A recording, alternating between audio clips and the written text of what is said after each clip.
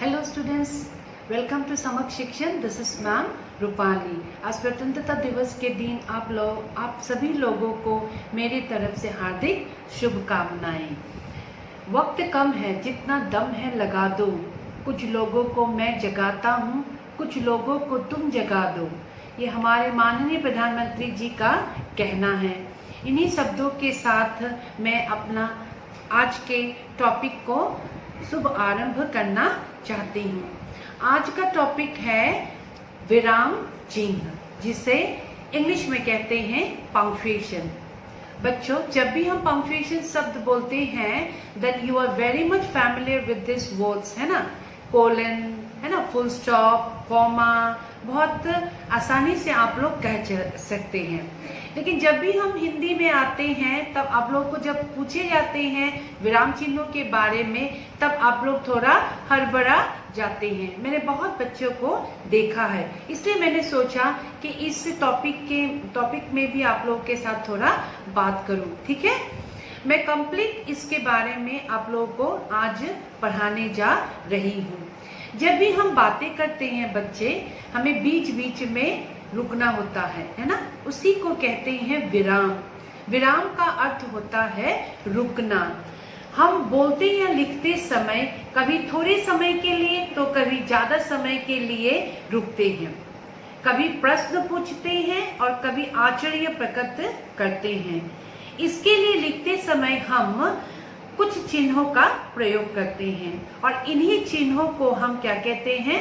विराम चिन्ह कहते हैं। ठीक है बच्चों, अब ये कौन सी विराम चिन्ह है ना। हिंदी में इसे पहला विराम चिन्ह है पूर्ण विराम, जिसे इंग्लिश में कहते हैं फुल स्टॉप। फिर आ गया अल्प विराम, जिसे अंग्रेजी में कहते हैं कॉमा। अर्ध विराम, जिसे अंग्रेजी में कहते हैं सेमी कॉलन। प्रश्न सूचक क्वेश्चन मार्क अंग्रेजी में कहते हैं। विस्मयादि सूचक मार्क ऑफ एक्सक्लेमेशन। फिर कोष्ठक ब्रैकेट के लिए हम प्रयोग करते हैं। फिर उद्धरण चिन्ह कोटेशन मार्क नो। फिर निर्देशन चिन्ह डैश। फिर योजक हाइफन के लिए प्रयोग करते हैं, इंग्लिश में हाइफन कहते हैं। विवरण चिन्ह साइन ऑफ फॉलोइंग, है ना। जब भी हम प्रश्न आंसर द फॉलोइंग क्वेश्चन, निम्नलिखित प्रश्नों के उत्तर दीजिए, तब हम दो ऐसे देखकर बीच में एक लकीर खींचते हैं, है ना, उसे कहते हैं विवरण चिन्ह। फिर आ गया उपविराम, जिसे कहते हैं कोलन। लाघव चिन्ह, जिसे अंग्रेजी में कहते हैं एब्रीविएशन। अब जी इस एब्रीविएशन को जब हम हिंदी में लिखते हैं तो ये थोड़ा सा गोल आकार में होते हैं। अब आइए हम इसके प्रयोग कैसे करते हैं। ठीक है, अब अल्प विराम और पूर्ण विराम। पूर्ण विराम जब वाक्य पूरा खत्म हो जाता है तब हम पूर्ण विराम का प्रयोग करते हैं। अल्प विराम जहां वाक्य पूरा खत्म नहीं होता है, थोड़ी देर के लिए रुकना पड़ता है, तब हम किसका प्रयोग करते हैं? अल्प विराम का प्रयोग करते हैं। फिर आ गया बच्चों अर्ध विराम। अर्ध विराम को अंग्रेजी में कहते हैं सेमी कॉलन। ठीक है, अर्ध विराम का प्रयोग हम वहां करते हैं जहां पूर्ण विराम से कम और अल्प विराम से ज्यादा समय रुकना पड़े, वहां हम अर्ध विराम का प्रयोग करते हैं। इसका प्रयोग प्राय मिश्रित वाक्य में होता है, जैसे राम चोर है उसे पकड़ो। ठीक है, वह भूखा है उसे रोटी दो। उसके बाद आ गया प्रश्न सूचक चिन्ह। यह आप लोग को सभी लोगों को मालूम है, फिर भी आप लोग सुन लीजिए। जिस वाक्य से प्रश्न करने या पूछने का बोध हो उसे उसके अंत में हम प्रश्न सूचक चिन्ह लगाते हैं। जैसे क्या आप घर जा रहे हैं? ठीक है, उसके बाद आ गया विस्मयादि बोधक। विस्मयादि बोधक, जिसे अंग्रेजी में कहते हैं एक्सक्लेमेशन मार्क। मन के सुख दुख शोक लज्जा आदि भावों को व्यक्त करने के लिए इनका प्रयोग आश्चर्यबोधक शब्द के बाद और पूरे वाक्य के बाद किया जाता है। ओके, जैसे हाय, फिर हम क्या लगाएंगे? एक्सक्लेमेशन मार्क या विस्मयादि बोधक चिन्ह लगाएंगे। हाय मुझे बचाओ, ओहो तुम आ गए, ऐसे, ठीक है। उसके बाद आ गया उद्धरण चिन्ह, जिसे हम अंग्रेजी में कहते हैं इन्वर्टेड कॉमा। महान व्यक्तियों के कहे गए कथनों को ज्यों का त्यों लिखते समय उद्धरण चिन्ह का प्रयोग किया जाता है। जैसे स्वराज्य हमारा जन्म सिद्ध अधिकार है, ठीक है, तो इसमें क्या होगा, उद्धरण चिन्ह होगा।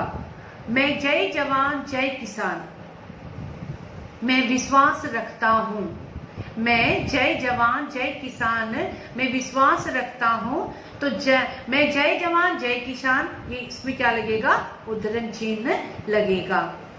फिर आ गया कोष्टक चिन्ह। अब ये कोष्टक चिन्ह वाक्य में आए हुए अस्पष्ट अर्थ वाले शब्द के आगे कोष्टक रख कर उसका सरल शब्द लिखने के लिए इसका क्या होता है, व्यवहार होता है, ठीक है। उसके बाद आ गया विभाजक चिन्ह। दो या दो से अधिक शब्दों को एक दूसरे से मिलाने के लिए विभाजक चिन्ह का व्यवहार किया जाता है। इसे समासिक या योजक चिन्ह भी कहते हैं। फिर आइए बच्चों, निर्देशक चिन्ह। यह योजक से बड़ी रेखा होती है, योजक से थोड़ा लंबा हम इसे खींचते हैं। इस चिन्ह का प्रयोग आगे आने वाले शब्द, वाक्यांश अथवा वाक्य के लिए होती है। जैसे आदर्श विद्यार्थी में निम्नलिखित गुण होने चाहिए, ऐसे करके हम क्या देते हैं, डैश, या हिंदी में इसे कहते हैं निर्देशक चिन्ह।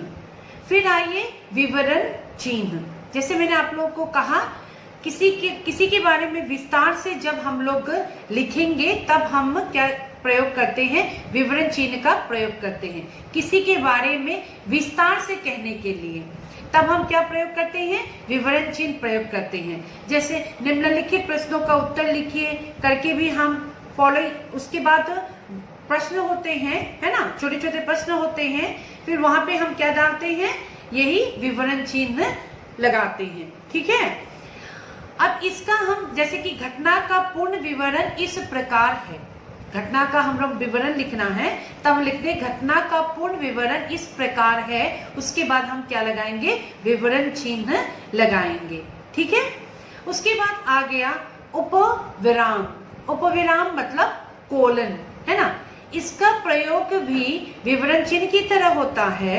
जैसे संज्ञा के भेदों का विवरण इस प्रकार है, फिर हम क्या देंगे, उपविराम देंगे, कोलन देंगे, उसके बाद हम उसके नाम को लिखेंगे, है ना। वचन के भेद इस प्रकार है, तब हम क्या देंगे, उपविराम देंगे, कोलन देंगे, फिर नीचे हम उसके नाम लिखेंगे, तब मतलब उपविराम का प्रयोग होता है, ठीक है। फिर आगे लाघव चिन्ह, जिसे इंग्लिश में कहते हैं एब्रिविएशन।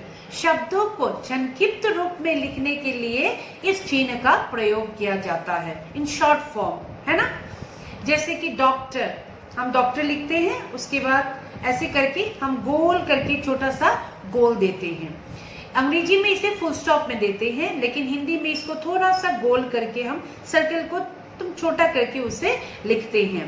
प्रोफेसर, जैसे प्रो देकर हम छोटा सा वो देते हैं, वैसे हम लाघव चिन्ह का प्रयोग करते हैं। कृपया पृष्ठ उल्टिए, है ना, turn the page, we write और नॉट, उसको हम छोटे छोटे क्री करके फिर छोटा सा गोल देंगे, प्री करके फिर छोटा सा गोल देंगे, फिर ऊ करके हम छोटा सा गोल देंगे, है ना। वही क्या होता है, लाघव चिन्ह, ठीक है। और भी दो प्रकार हम लोग प्रयोग करते हैं विराम चिन्हों में। एक हो गया लोप सूचक चिन्ह। जब हम बोलते बोलते कारणवश, किसी कारणवश मतलब रुक जाते हैं, तब लोप ये सूचक चिन्ह का हम लोग प्रयोग करते हैं, डॉट डॉट डॉट डॉट करके रख देते हैं ना, तब हम उसका प्रयोग करते हैं। फिर आ गया तुति पूर्वक चिन्ह, तुति पूरक चिन्ह, ठीक है बच्चों। इसे क्या होता है, हंस पदक चिन्ह भी इसे कहते हैं। ऐसे करके हम देते हैं ना, जब लिखते समय हम कुछ भूल जाते हैं, एक शब्द रह जाता है लिखने के लिए, तब हम उसका प्रयोग करके ऊपर फिर से वह शब्द लिख देते हैं। उसे कहते हैं त्रुटिपूरक चिन्ह या हंस पदक चिन्ह भी कहते हैं। जब वाक्य में लिखते लिखते हम कुछ मतलब शब्दों को छोड़ देते हैं या रह जाता है, तब हम उस चिन्ह का प्रयोग करके ऊपर लिख देते हैं। यही रहा हमारे विराम चिन्हों के बारे में। इस प्रकार से बच्चों, इस सुंदर दिन में मैंने आप लोग के साथ विराम चिन्ह के बारे में समझा और आप लोग को भी समझाया। मुझे ऐसा लग रहा है कि आप लोग इस दिन को कभी नहीं भूलेंगे और इन विराम चिन्हों को भी कभी नहीं भूलेंगे। अगर आप लोगों को मेरा यह सेशन अच्छा लगा है और आप लोग चाहते हैं कि आगे मैं ऐसे ही आप लोगों को अच्छे से टॉपिक में पढ़ाऊं, तो आप लोग मेरे चैनल को लाइक सब्सक्राइब करना ना भूलिए। आज इस सुंदर दिन में आपसे मैं विदा लेती हूँ। जय हिंद।